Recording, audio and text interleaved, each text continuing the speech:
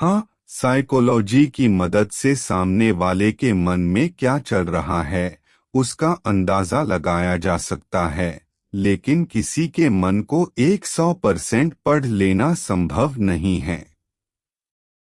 सबसे सही तरीका है उसके शब्द, व्यवहार, चेहरे के भाव, आवाज और परिस्थिति को साथ में समझना। एक कहानी से समझिए, राहुल और अमित बहुत अच्छे दोस्त थे। एक दिन राहुल ने अमित को फोन किया। भाई, आज शाम मिलोगे? अमित ने कहा। नहीं यार, आज थोड़ा काम है। राहुल को लगा कि अमित शायद उससे नाराज है।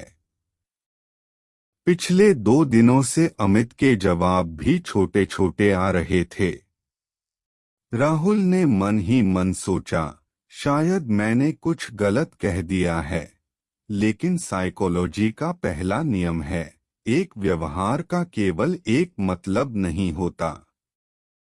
अमित का कम बोलना कई कारणों से हो सकता था। वह राहुल से नाराज हो सकता था। वह किसी व्यक्तिगत परेशानी में हो सकता था। काम का तनाव हो सकता था। उसका मूड खराब हो सकता था। या वह बस थका हुआ हो सकता था। राहुल ने सीधे निष्कर्ष निकालने के बजाय अगले दिन पूछा, अमित, सब ठीक है? तू कुछ परेशान लग रहा है। अमित कुछ देर चुप रहा और फिर बोला, घर में थोड़ी परेशानी चल रही है, इसलिए दिमाग थोड़ा खराब है। तुझसे कोई नाराजगी नहीं है। राहुल को समझ आया कि उसने अमित के व्यवहार का गलत अर्थ निकाल लिया था। साइकोलॉजी से किसी को समझने का तरीका एक, उसके सामान्य व्यवहार को जानिए। अगर कोई व्यक्ति हमेशा कम बोलता है, तो उसका चुप रहना जरूरी नहीं कि नाराजगी हो। असली बदलाव तब दिखता है जब वह अपने सामान्य व्यवहार से अलग व्यवहार करने लगे। 2. उसके शब्दों से ज्यादा कॉन्टेक्स्ट देखिए।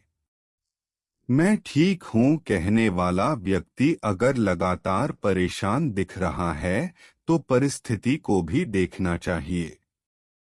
लेकिन केवल चेहरे या बॉडी लैंग्वेज से निष्कर्ष नहीं निकालना चाहिए। 3. सवाल पूछिए, माइंड रीडिंग मत कीजिए।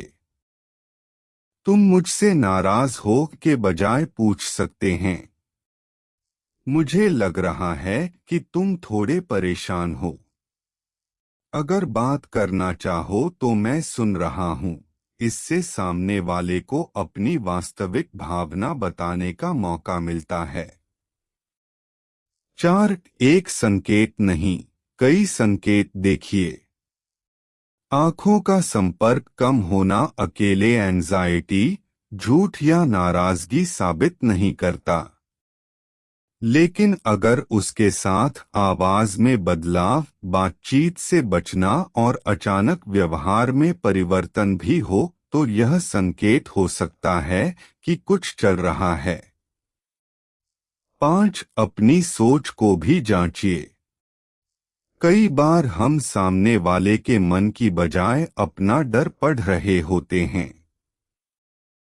अगर आपको डर है कि कोई आपको पसंद नहीं करता, तो उसका छोटा सा जवाब भी आपको रिजेक्शन जैसा लग सकता है।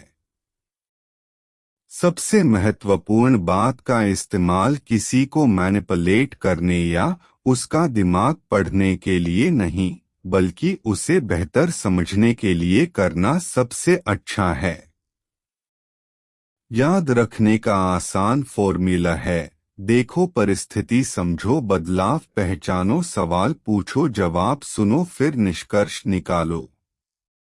अगर आप चाहें, मैं इसी विषय पर सामने वाले के मन को समझने की साइकोलॉजी, एक बहुत लंबी और रोमांचक कहानी भी लिख सकता हूं, जिसमें लव, फ्रेंडशिप, बॉडी लैंग्वेज, झूठ, अट्रैक्शन और हिडन फीलिंग्स सबको कहानी के जरिए समझाया जाए।